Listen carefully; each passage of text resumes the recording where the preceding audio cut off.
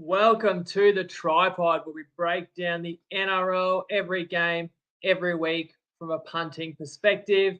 I'm Jacob Wynn. I will be doing the round 5 preview solo once again tonight, guys. Clarkey has just touched down into Australia, but not in his hometown Canberra just yet. I think he's getting in this evening, so he'll be back on deck for the recap.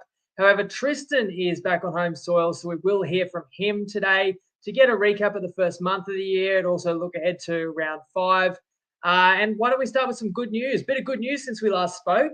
Yes, I am pumped up and I have got my fin up. The Finns are top of the ladder after 4 rounds. Isn't it crazy? They got pumped in round 1 and didn't show the ability to tackle.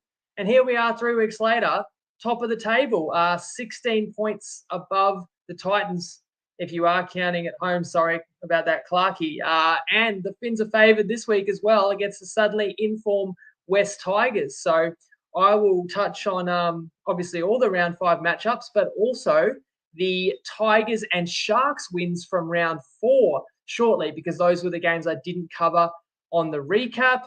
Please let me know your thoughts as we go through. But more good news to share that's happened since Sunday night. We won another mixed matchup. So I admit it didn't turn out the way I drew it up, but we got an exciting finish. We got only 32 points on the board in Dragons Manly, which was the part I did get right.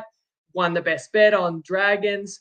I felt they could restrict Manly, and lucky they did only hold the Seagulls to 12 points because we needed a low total to get past on Easter Monday. We got exactly 33, that winning field goal. And people ask me, would we have won in extra time? Yes, extra time would have applied. That's fine. It's whatever the final score of that game was, had to exceed 32. We got 33. Now that paid $2.35, which does mean you had a profitable round 4 if you equal staked the best bets and mixed matchups, which is how I suggest. I think they're equally good bets, and that is how we keep our profit record. So 1 month in, 10-6 on best bets, 2-2 on mixed matchups, which are always close to 250 odds.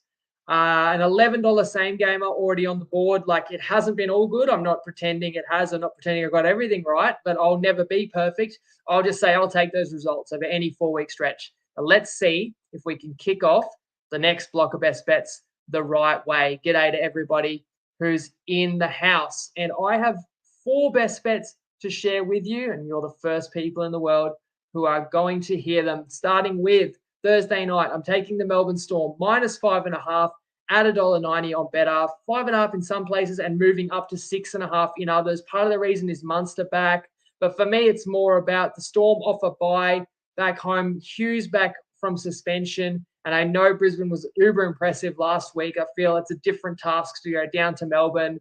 The spot, to me, I just think the Storm are actually the better side right now when you factor Haas and Walsh are still out, having to lay out a converted try. I'm going to play a best bet on the Roosters, something I've already done 3 times this year, and I've been wrong twice, but I'm doing it again. I really struggle to see them losing. And in fact, I think they're going to win very well against the Bulldogs, who are missing a couple of their best players. Addo-Carr and Preston are out, while Lindsay Collins returns and bolsters the Roosters. I just thought were very disappointing against Penrith, but you've got to give Penrith a lot of credit for what happened last week. So -9.5 at $1.82, 365. Also $1.80 on Dabble. I'm going to back that right in front of your eyes. And no, sorry, I'll waste time if I do that. But you can back that on Dabble as well, $1.80. Next up, I'm going Knights minus a flat 6. So I'm going to go the alt line because I don't love laying 6.5. Just with 6 being a key number. So minus a flat 6, $1.85 alt line on Toppy. And the Knights do host the Dragons. And to me, this is Friday night. The Knights are the better team, and it's a more important game to Newcastle. Like, I loved them at 0-2 on that Sunday against the Storm. Well, 1-3 is similar to 0-2. You don't want to fall to 1-4. Newcastle's better. The Dragons were highly impressive, but I feel like the Dragons were sky high for that Manly game. Flano knew how to beat Manly and how to slow them down for sure. You know, and home advantage for Newcastle.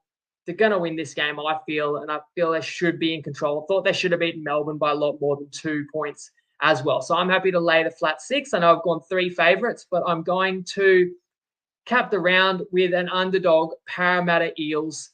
On Sunday night, they do go down to Canberra. I'm taking +2.5 at $1.90 on Toppy and better. It's pretty simple for me. I think the Eels are better than Canberra. Even without Mitch Moses, there's still, I won't say a lot better, but when you're getting 2.5, the home advantage is probably only worth 2.5. So then if I think Para's better team by at least a couple of points, it's a solid enough best bet for me. I know they're both off losses. Both will be really up for the game, but I think Para can find improvement from their halves. I think that can work a bit better, and I think that Parramatta caught a West Tigers side that is riding a real wave right now. So whereas Canberra, I can't make as many excuses for them, at 1 point against Cronulla, conceding 30 straight. So those are my best bets. Once more for you. Storm -5.5, $1.90 better. Roosters -9.5, $1.82, 365. Knights -6, $1.85. Toppy. Eels +2.5, $1.90. Toppy better. Let's talk about the two games that I didn't get to recap on Sunday. We'll start with Cronulla. As Barney says, I hate money fading the Brisbane Kings. Brisbane was too good last week. I didn't really fade them, but I went either 1 to 10, and Brisbane won by too many points. Have I faded Brisbane any other times? I did fade them in Vegas. That worked out all right, Barn Dog. But respect that, Brisbane fans are going to have confidence going down to Melbourne. That's just not how I see it.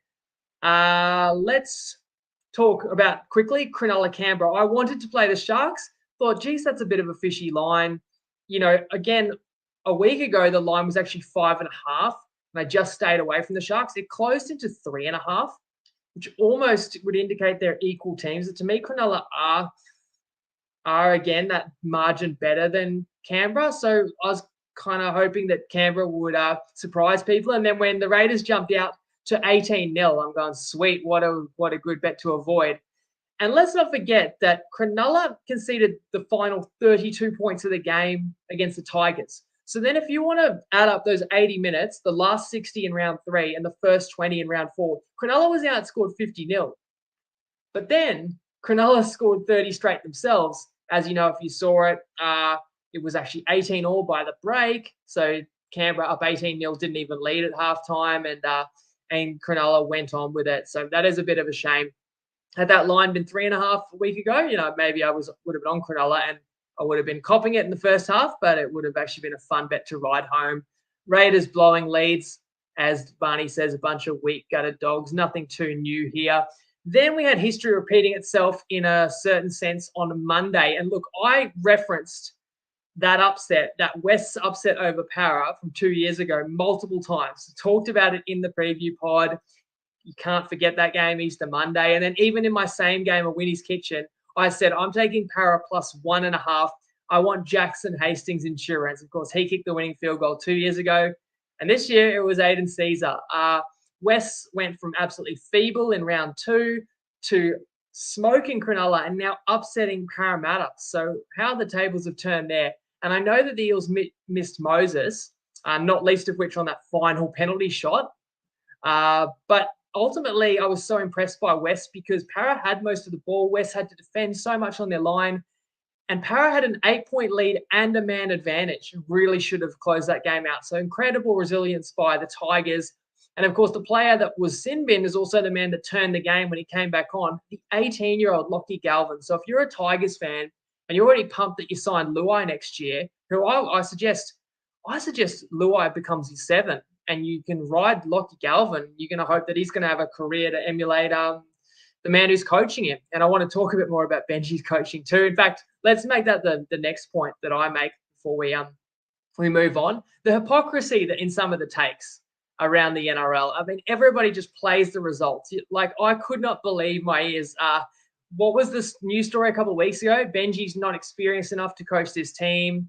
Hasn't coached at first grade level. He doesn't work hard enough. He doesn't work enough hours. I kid you not, I watched NRL 360 on Monday and Buzz Rothfield said, I love the fact that he played golf today. Apparently Benji got around to golf in on Easter Monday. The fact that he got golf in before the game, it shows you he's relaxed and he's not overcoaching.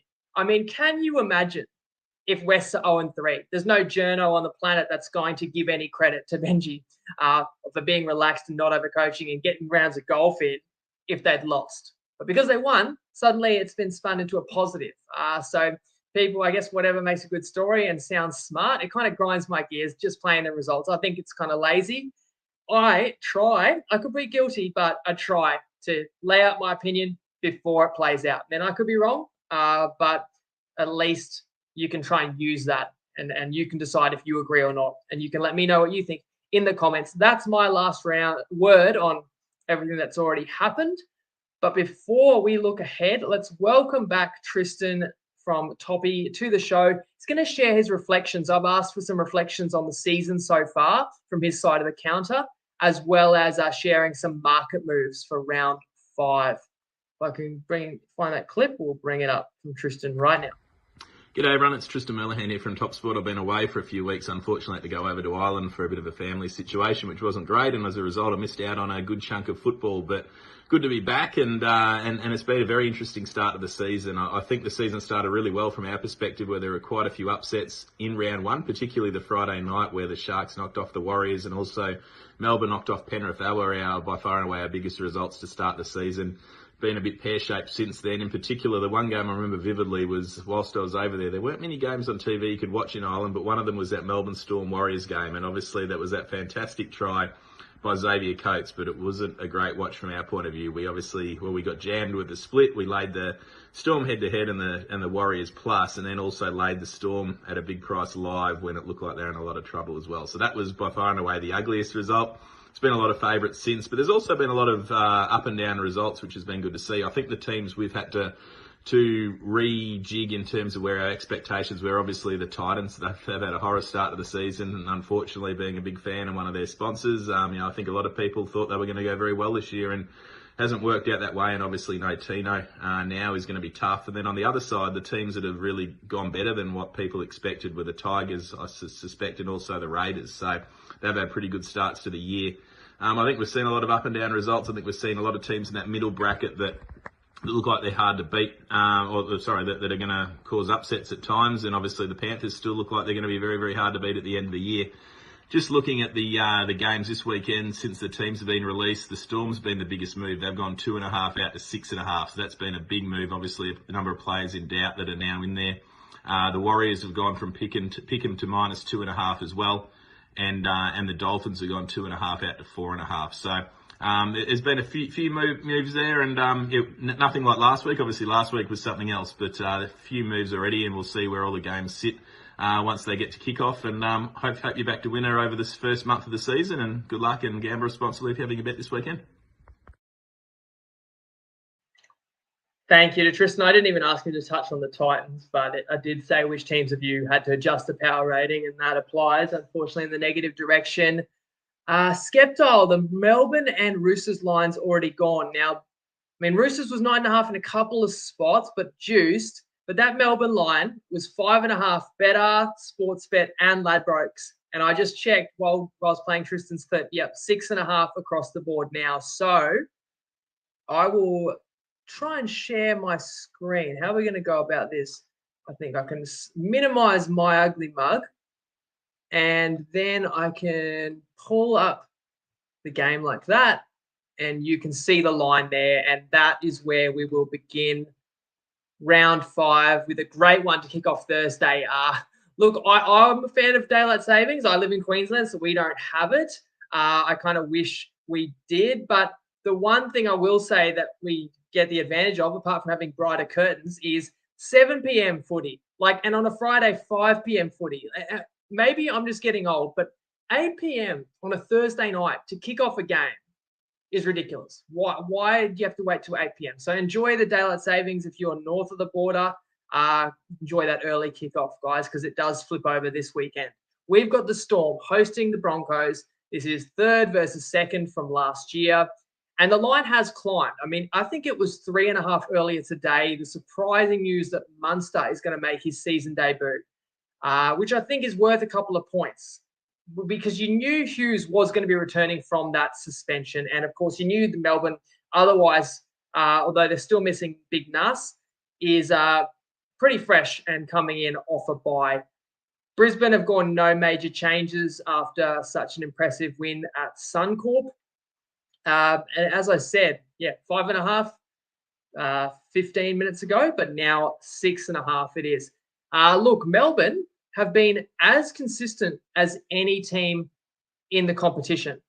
When you consider they win that grinding game against Penrith in round one, like how that win stacks up as well as any this season. When you consider, Penrith, maybe they're slow starters, but Penrith looks so good ever since that game. So give Melbourne their due for that win over Penrith. You come back against New Zealand, which Tristan referenced was one of the most painful losses from the bookie perspective on that particular evening. And coming back against the Warriors is no mean feat. The Warriors are tough to beat this year, and a narrow loss to Newcastle that I think I referenced before, and that's without your first choice halves combination. No disgrace. So Melbourne, yeah, they've been consistent. They've been strong this year. Now they're coming fresher for bye. That's why I want to play them, and I wanted to play them even before Munster was named. If anything, it caught me by surprise. But I think that as that news gets out as well, people will only err towards the Storm too, understanding that that's a full strength side and they're very tough to beat at Amy Park. I know that Brisbane can also boast one of the wins of the year, beating North Queensland by 26 points, and that's without Brisbane's best back and best forward. But those two remain out now. And while Reno was an absolute maestro Friday night, I'm just less confident that Brisbane backs it up. I know some others in the comments disagree with me, but I just think Brisbane's going to have to be every bit as good as they were last week, and the Cowboys could not hold the footy. The Storm looked the stronger side to me, plus home advantage, plus that bye. I liked the Storm. So whoever jumped on live has a good number in your pocket. So there's the advantage of tuning in live for the pod and for the best bets being at the front of the show. Let's move to Friday, and I'll update the graphic there. And 10.5, which was the case, which was the line already on Better. The Roosters are favoured against the Bulldogs at Accor Stadium. And look, I said it in the recap, the Dogs could have rolled the Rabbitohs. I think with a bit more poise, they're down 10-0, then they hit the front. Opportunities were there. A better side probably goes on with it. But it's a tough turnaround now. You got close, Canterbury, to the Bunnies, but I think the Bunnies have got their own issues. And you lose Addo Carr. In fact, losing him at halftime really hurt, and he remains out now. And Preston, like tough as nails, gets absolutely obliterated at tackle. You think he's going to fail the HIA. You don't know that he's got a broken jaw. Passes the HIA, comes back on, plays with the broken jaw, but it's been discovered now. And Preston is a real stud second rower that Canterbury can't replace. Meanwhile, the Roosters, if there was any weakness to pick, it was a couple of props being out, and Lindsay Collins, who was one of the best in the game last year, returns. So I know I've copped it for some Roosters bets, and I know I've lost with them twice in a row against Manly and against Penrith, and they were underwhelming in both those occasions. But I go back to the fact that I just thought Penrith was super, super impressive last week, and that they had a lot to do with the way that match went, jumping out to what was like a 14-point lead. And I won't even make excuses for the Roosters. Like, yeah, some calls didn't go their way, but the Roosters were outplayed. But I like to take a good team that was outplayed because I think I get them dialed in. They won't look past Canterbury. I just can't see the Roosters dropping to 2 and 3. I still definitely believe they're a contender. And I think the Roosters will want to get in an arm wrestle with Canterbury, be perfectly comfortable to do that, value possession, and win the field position battle and execute better in the back line and win this by a couple of tries at least. I mean, I'd still play it at 10.5, but $9.5.82 was the best way I saw it. And yeah, I'm on a roll with these best bets in terms of not holding back, because the third game of round 5, I've got my third best bet. So I'm on Knights. I'm taking the minus a flat 6. With the conventional line, you're going to see 6.5. You're going to even see some 7.5s with Newcastle as well. Both these teams looked pretty good last week. I know the Knights went down, but they were gallant defeat. And of course, the Dragons pulled the upset of the weekend, you could say, against Manly. In terms of team list, Hastings is now back in the halves. In fact, getting the number 7 jersey back. And Gamble makes way. So Cogger slots to 6. And in addition, Dane Gagai couldn't play for, I think I said, a medical condition in New Zealand, is named again. Leo Thompson has served his suspension. Jaden Brayley gets his first start. So I think these are all positives for Newcastle. St George don't really change the team. I think DeBellin, who I called out for such a great game last week, gets a start now ahead of Laurie. But other than that, you wouldn't change much. Got the reinforcements back last week. You got the win. But I'm playing the favourite here again. As I said, last time the Knights were home 0-2, we backed them. They should have won by more, but they were kind of nervous. I feel just couldn't let that game slip against Melbourne. Melbourne fought hard there. 1-3. Newcastle doesn't want to fall to 1-4 and have to climb a mountain again like they did last year. I mean, Newcastle established themselves as one of the best teams in the comp last year, and it's a similar roster. I know I'm not as high on them this year, but there's things to like. I've really liked Kai. Is it? Oh, now I'm going to fumble the name. Is it Kai Pierce-Paul on an edge, or Paul Pierce? One of those triple barrel names. Anyway, someone can tell me in the comments. I do feel like the Dragons were really up for that game against Manly, but this will be a different story. Newcastle's a little bit better than the Dragons across the park to me. The forward pack I prefer. Outside backs, it's close. But then, you go to your game breakers. If you want to tell me the Dragons have got the better halves combo because you got Ben Hunt, I'll see your Ben Hunt. I'll raise you a Kalen Ponga. And primetime Friday night footy, the stars come out to shine. This will be my same game multi too. It'll be something Knights centric, and let's ride with Ponga and the boys. As Nick says, just call him KPP. Let's move to Saturday. This is an intriguing one. South Sydney hosting the New Zealand Warriors, and Souths are the slight underdogs. Despite getting off the schneid last week, Souths are +1.5. Alex Johnston is out of this one, while New Zealand gets back an important member of their backline, CNK, and gets the nod at fullback, which is a fair luxury. And I speculated, could you really move Rod? You were so good last week at one. But I understand it too. They've committed to this pre-season. They've trained this way. And the Warriors' right side attack is so potent. That's the side that Johnson favours, and we know how many tries Watini's Lesniak scored last year. So if you're going to park RTS on a left side, to me that actually makes sense because now you've got threat both sides of the field. And Nickel Cookstad doesn't have as many highlight plays as Roger and isn't going to fake people out of their boots. But at the same time, he's a great organising fullback in attack and defence. So that's going to boost the Warriors for sure, getting him back. And while losing Metcalf is a shame, Tamari Martin's back in time to take that spot. Cape War, though, is also out for New Zealand. But the way I see this game is similar to last week. I still don't trust Souths.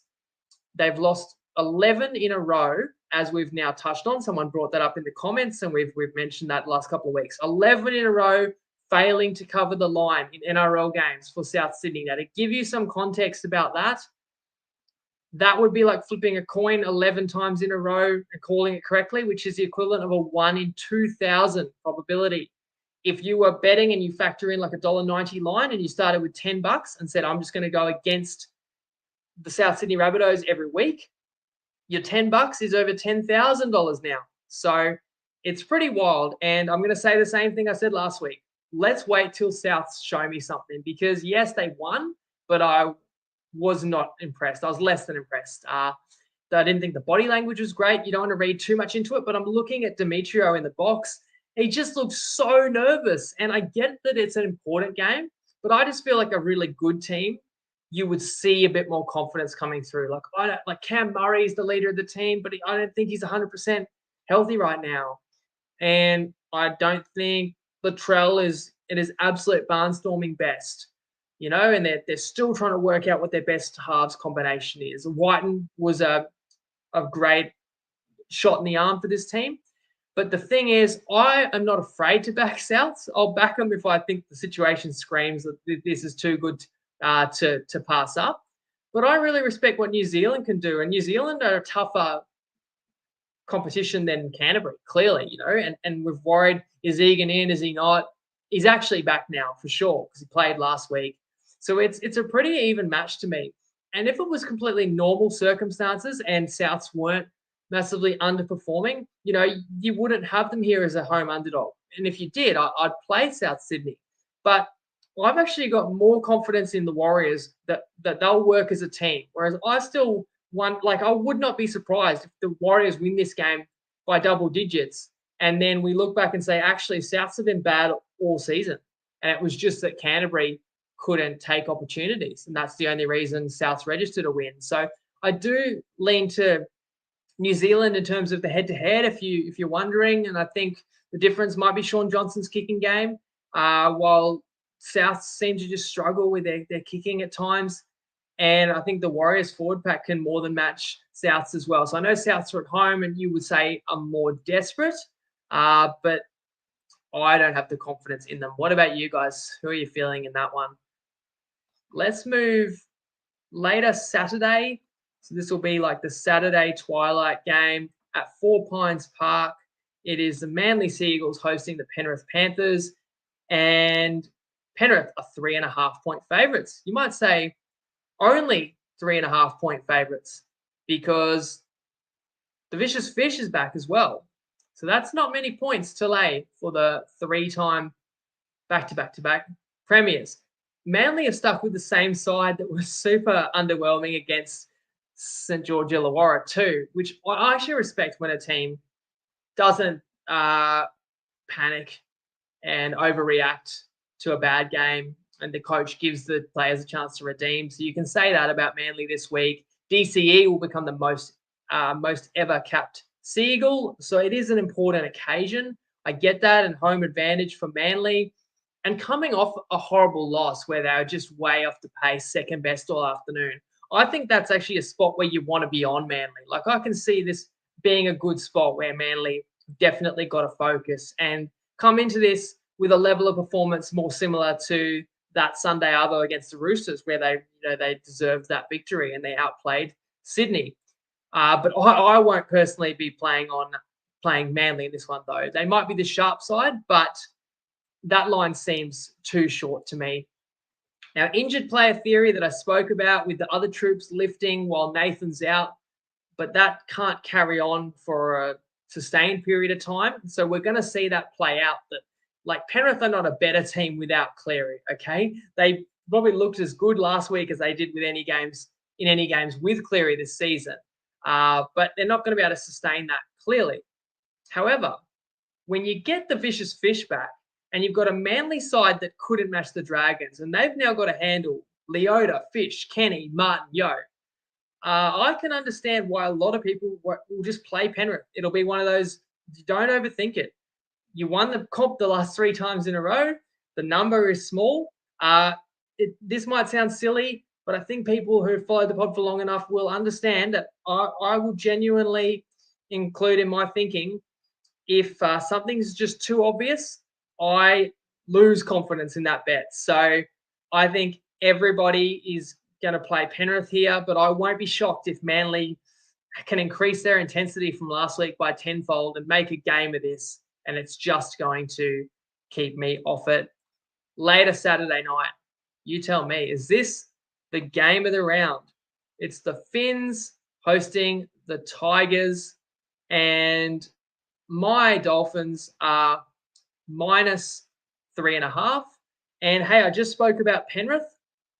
Geez, Keegan adds Brookvale might be underwater Saturday. So I've only got so much time. I feel like, if there's a shortcoming, I need to do a better job probably getting across the weather, especially extreme weather. But that would be another reason to just have your caution about Penrith. I think anytime you've got extreme weather, that's going to bring teams closer together. Now, speaking of Penrith, the only 3 teams you could say haven't lost since their first game would be Penrith, Finns, and Tigers, right? All losing their opener and haven't lost since. Correct me in the comments if I've missed anyone else that has done that as well. So therefore, when the Finns play the Tigers, this is 2 of the best form teams in the comp. And I actually said at the start of the year when I looked at the draw, like, I get that the Finns are playing some of their games at Suncorp, but why would they move the Tigers game there?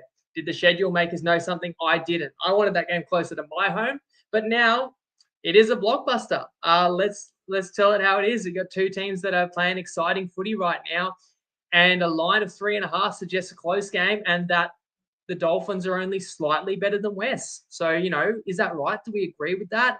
Both these teams lose an important player to a hip drop suspension. Plath is out for the Finns, but even more importantly, Galvin will be suspended for 2 weeks for West Tigers. So you've got Ray Stone slotting in to lock. You've got Jaden Sullivan, who did start the year in the halves, now joining Aiden Caesar for West. So at least you do have a kind of a ready-made replacement there.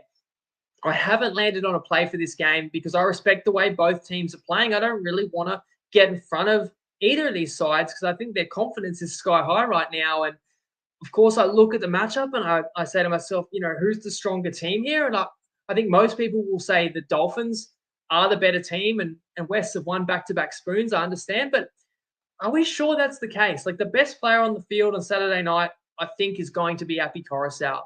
Buller is getting better and better every week. Yuto Kamano can match Flegler. And that back row of West, Papali, Bateman, Bollade, like that's a formidable back three. So that's why I haven't played this game because I honestly think the line's about right. I think the bookies have got this one right. And on the back of the home crowd and maybe more strike in the outside backs, the likes of Hammer and Herbie, maybe that gets the Dolphins home. But it should be a good one. I'll sit back and enjoy. I'll cheer my Finns to remain at the top of the table. I'd like to know who you have in this one. I've stayed out of it. As we move to Sunday, a game that's probably easier for most of us to pick. It is the North Queensland Cowboys hosting the Gold Coast Titans, and the line is 16.5. And I'll be totally honest, I was very close to playing minus 15.5 with the Cowboys, which you can still get.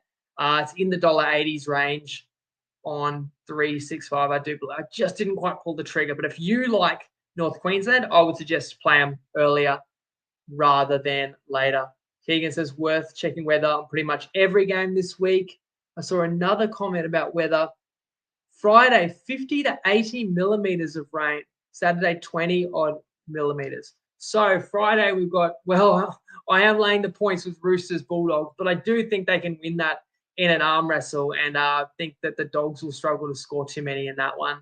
Actually, I'm laying points in both Friday games. So look, if the weather's that extreme, then maybe that is why these lines were a little lighter on than what I expected, to be totally honest. So I appreciate people adding in information and factors, even if it does go contrary to what I'm picking.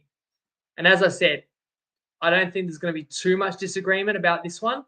And as long as there's not a monsoon up in North Queensland, I wouldn't blame you for laying like the 15.5 or 16.5 with North Queensland tonight.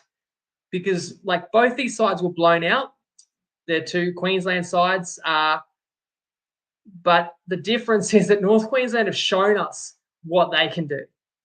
They were a top 4 level side quite clearly to me. That they still are. North Queensland are a top 4 caliber team, despite the fact that last week they got blown out in Brisbane in a game where they could not hold the ball and gave themselves very little chance to win, especially, they made a lot of errors in the first half, but still were in the game. And then second half, it was too much to overcome. So I know what North Queensland can do. Come home. It's a good team off a bad loss. It's a revenge spot as well because the Titans actually upset North Queensland, if you recall, late last year. And North Queensland ends up missing the finals by points differential, or one win, the points differential would have got them in. So you could really say that Titans game cost North Queensland finals.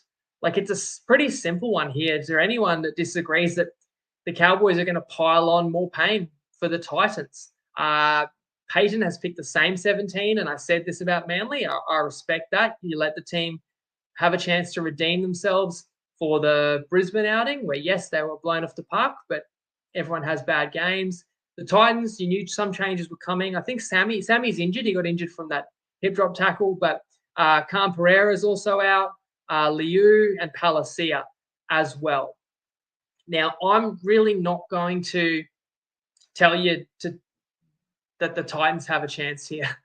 So it would be North Queensland or nothing. And I think the line only climbs, as I said. So play it now or it's only going to be even longer. And I was really close. But to me, I don't love fading a team that could not have possibly played any worse in the first month of the year. because you are getting kind of a rock bottom price with the Titans.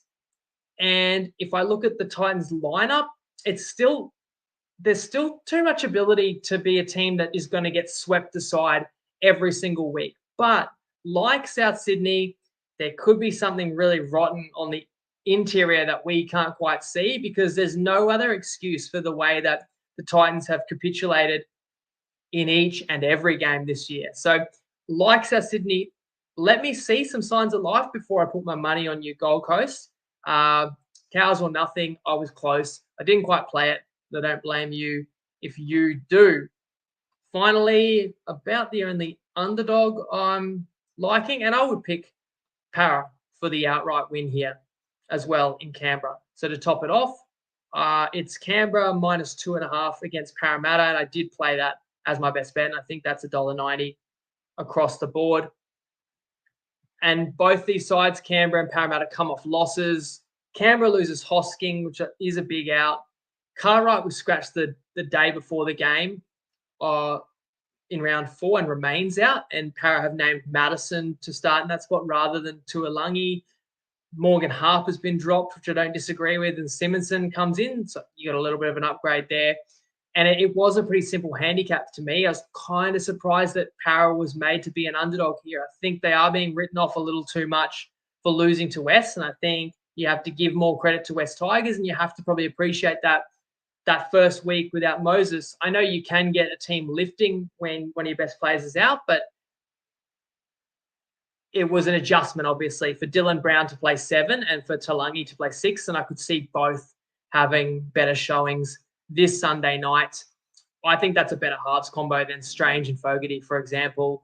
I think both forward packs play a similar style, but I rate Para as a little bit more highly. I don't know. I look at a Junior Barlow and an RCG as maybe just slightly closer to their primes than a Papali'i and Tapane. Just maybe a little bit more game breaking there. I'd give me Hopgood over Smithies. So that's just that little bit of that difference there. And, Hosking being out for Canberra. And the back lines you consider to be a pretty evenly matched for me. And this could be really tight and it could be low scoring as well. But that's all right to me if I'm catching 2.5. And that's also going to play into the mixed matchup. So I'm pulling up my phone. Sorry to be rude. I'm breaking eye contact with you. I'm going to confirm exactly what I've just agreed with Tristan, because I can share that one with you live.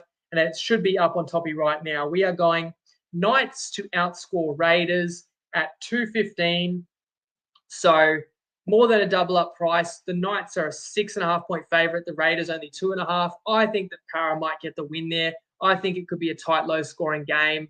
Yes, I've been alerted to the fact that weather's not going to be good in Newcastle, but I still feel like the Knights can put a few points on the board to win by a comfortable margin and give us enough. I'm looking at 18 plus points. I'm going to feel pretty confident if I've got that many in the bank when it comes around to Sunday night, both night games. And, if you're going to detract from Parramatta, you're going to say the attack's not the same without Moses. But there's no real excuse when it comes to the defense. So I've gone Para over Raiders. Knights over Raiders in the mixed matchup to try and win 3 in a row. Look, Cole says there, Sticky heavily criticised his players, but as did Arthur. Arthur, really said that the team didn't play tough enough and didn't deserve to win. So I don't think Para are going to lament the fact that, if Gutho pushes that kick a metre or two to the right, we get that win. It's early in the year. You're not going to kick stones for too long. You just got to correct what is behaviour that you're not happy with. And I know that's going to be the case of both of these sides, but tell me if you disagree. To me, I think I've got Parramatta finishing many positions higher on the ladder than Canberra this year. And I know Moses is out, but I still think they are the slightly better team. And that's the fundamental basis for my best bet there. So I've got 4 for you to choose or dip into as you like to, plus the mixed matchup. Clark will be back this week.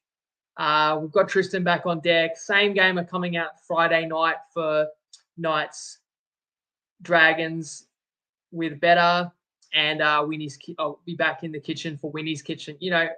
Not that close. I did take Para plus 1.5, which did cover, and I had Fatape for a try, and Olam scored 2 tries. So I got the wrong center there, but that's all right. We'll get back in the kitchen and try and whip up something tasty for the weekend as well. Thank you, everybody who tuned in tonight. I hope you have a fantastic week. I hope if you're still on holidays, enjoy it, or otherwise, I hope you did have a great Easter break and look forward to some of the exciting action for round 5. Best of luck and Lego.